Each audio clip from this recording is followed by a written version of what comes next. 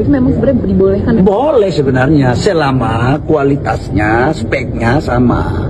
Tapi kan akhirnya memunculkan kekhawatiran publik terhadap produk Pertamax Turbo ya Pak? Oh, kalau itu beda lagi deh. Kalau itu beda lagi, itu kan ada RON 90, RON 92, 98, 95, sampai 98. Yang bagus-bagus itu nggak mungkin dicampur, karena itu ada speknya kok. Nggak perlu khawatir. Bahlil sebut skema blending BBM tidak menyalahi aturan. Gue kayak, aduh, kayaknya tuh Indonesia tuh butuh Menteri Human Resource. Ya, jadi Menteri Human Resource ini fungsinya untuk nge-hire menteri-menteri yang kompeten untuk jadi menteri. Gue udah muak banget dengan statement para pejabat di Indonesia, terutama elu Bahlil, lu tuh emang kudu sekolah yang bener, makanya lu sekolah jangan ngambil PSD yang cuma 18 bulan. Nyogok sih, gue juga gak ngerti ya, lu tuh dapat posisi Menteri Energy and Mineral Resources ini dari mana? Dari education background lo juga udah gak kompeten gitu. Kenapa lo bisa icikiwir tiba-tiba jadi Menteri Energy and Mineral Resources? Tai, lo mending diem kalau kata gue.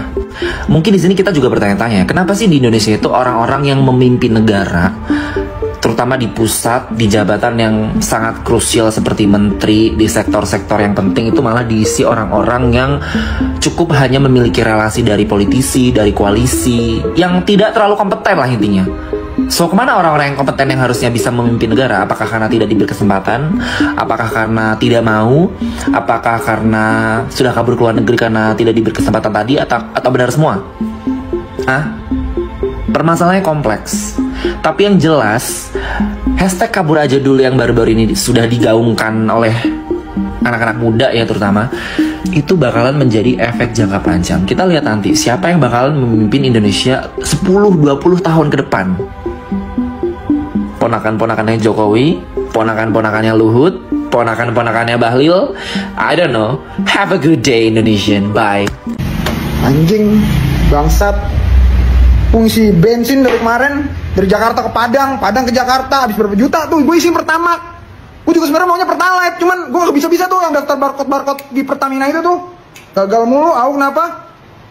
Selama ini gue Pertamax, mau taunya bensinnya Pertalite juga. Pertalite 2 plus jadi Pertamax. hebat. Korupsinya bukan cuma merugikan negara, tapi juga merusak mesin. Ya Allah, gue ngebayangin nanti para pelaku di neraka pas disiksa malaikat tuh bilang dimulai dari nol ya. Dari sekian banyak korupsi, baru ini nih gue langsung merasa jadi korbannya. Udah bela-belain gak beli bensin eceran, takut dioplos, malah dioplos di pusatnya. Pantesan gue kalau beli bensin di Depok 10.000 nyampe Bandung. Padahal sama-sama jauh barat loh. Pantesan motor gue tiap hari selimutan mulu tuh. Kecewa dibohongin. Emang bener-bener gelap nih Indonesia. Udah dimonopoli, dikorupsi. Udah cabut tuh hak monopoli Pertamina. Tapi gue yakin sih, rakyat Indonesia tuh banyak yang masuk surga lewat jalur zalim pemerintah. Makanya cocok banget Indonesia dibilang negara berkembang biak malingnya. Ya teman-teman, sebentar nanti kita akan melihat komentar para netizen, dan sebelumnya kita membahas Bahlil ini dulu teman-teman. Ya, Bahlil ini selaku Menteri ESDM teman-teman, ya buka suara mengenai kasus ya korupsi di Pertamina ini. Nah teman-teman sudah mengetahui apa yang disampaikan oleh Bahlil, sehingga para netizen ya menyindir Bahlil dan juga memberikan statement-statement kepada Bahlil ya. Dan Bahlil ini teman-teman ya beberapa waktu yang lalu viral di media sosial atas kebijakannya ya di dalam gas LPG ya, sehingga membuat masyarakat susah, membuat masyarakat khawatir, dan juga membuat masyarakat ya sangat-sangat menderita gara-gara ya gas LPG. Nah teman-teman ya, kita tahu bahwa sebenarnya para menteri ini harus ya memberikan kebijakan-kebijakan yang ringankan masyarakat, tetapi kebijakan Bahlil pada saat itu bukan malah meringankan masyarakat di gas LPG, tetapi malah memperburuk situasi. Ya, itu teman-teman, dan kita lihat komentar para netizen. Ya, silakan juga memberikan komentar Anda mengenai pendapat Anda mengenai Bahlil ini. Oke, rakyat sudah nggak percaya statement pemerintah, apalagi Bahlil orang-orangnya Mulyono. Masih ingatkan kebohongan akan ditutupi dengan kebohongan yang lain. Rakyat hanya percaya sama Kejaksaan Agung. Ya, memang bahwa Bahlil ini teman-teman, dia juga menteri di zaman Jokowi, ya, sebagai menteri investasi, bahkan sehingga Presiden Prabowo ya pada saat itu heran kenapa bisa Bahlil ini menjadi menteri investasi. Ya, padahal ya dia lulusan itu dari kampus mana ya yang tidak terkenal. Ya, setidaknya kata Pak Prabowo bahwa menteri investasi itu ya setidaknya lulusan dari luar negeri seperti Inggris, Amerika, London dan lain sebagainya. Ini Bahlil ya bisa dijadikan sebagai menteri investasi oleh Jokowi. Nah, sehingga membuat gelak tawa oleh Prabowo, kenapa bisanya. Nah, juga teman-teman, ya setelah di pemerintahan Jokowi, nah ternyata juga bahwa Pak Prabowo juga memakai Bahlil. Ya, Bahlil sebagai menteri ESDM. Nah, ini ya bertolak belakang dengan ESDM dari Bahlil ini. Oke. Kasihan rakyat cerdas yang memimpin orang yang palsu. Menteri pilihan Prabowo kok kualitasnya kayak gini. Aduh, bisa-bisa bubar 2030 negeri ini. Kemudian mana mau pemerintah disalahkan, tetap aja yang dirugikan adalah rakyat. Ya, codot-codot pada jadi pejabat yang begini, rakyat jadi susah. Nah, Prabowo menterimu satu ini pecat. Rakyat sudah muak dengan rejim bobrok.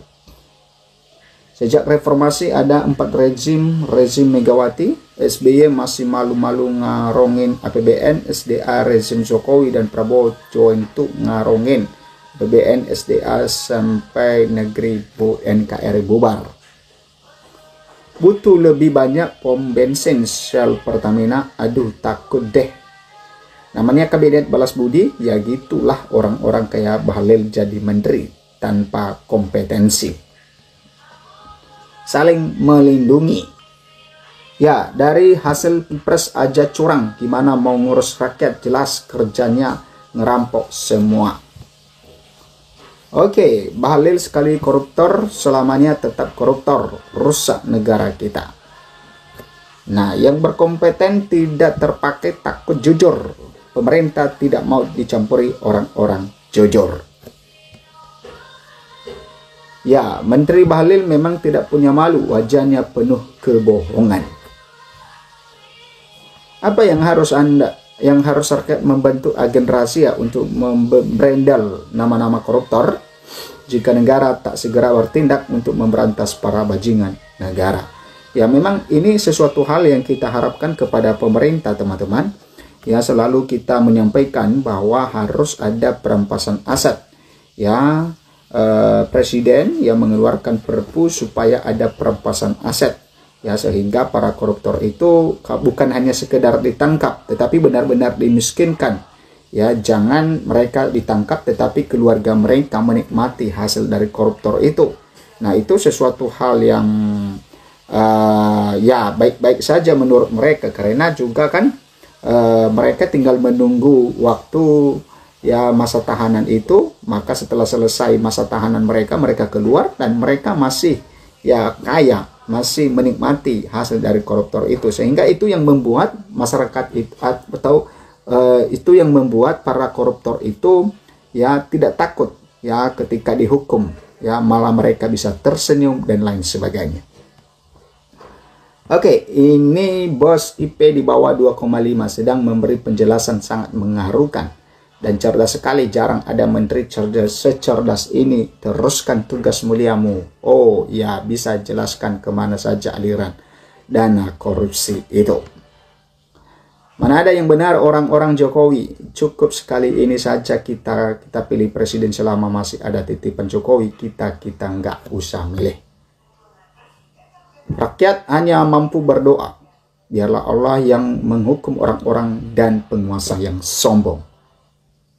Benar sejak dulu pegawai BUMN semua gemah ripah loh Cenawi. Kalau emang hasil bumi dikelola dengan jujur dan baik, pasti kehidupan rakyat akan sejahtera. Ini pejabatnya memang rakus, tamak, gaji tinggi, tidak menjamin untuk tidak korupsi. Nah, kemudian boleh Mbok si Bahlil mandi dan berenang dalam Pertamax. Nah, kemudian teman-teman, Indonesia bukan saja gelap, tapi gelap gulita. Karena pula para pejabat yang sudah gak punya moral, sudah bobrok. Indonesia darurat korupsi. Korupsi sudah terjadi di semua lini. Indonesia gelap, Indonesia bubar.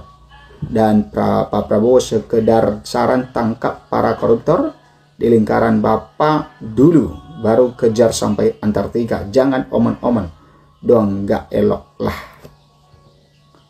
Saya sudah percaya dengan pemerintah, mereka saling menutupi kebohongan.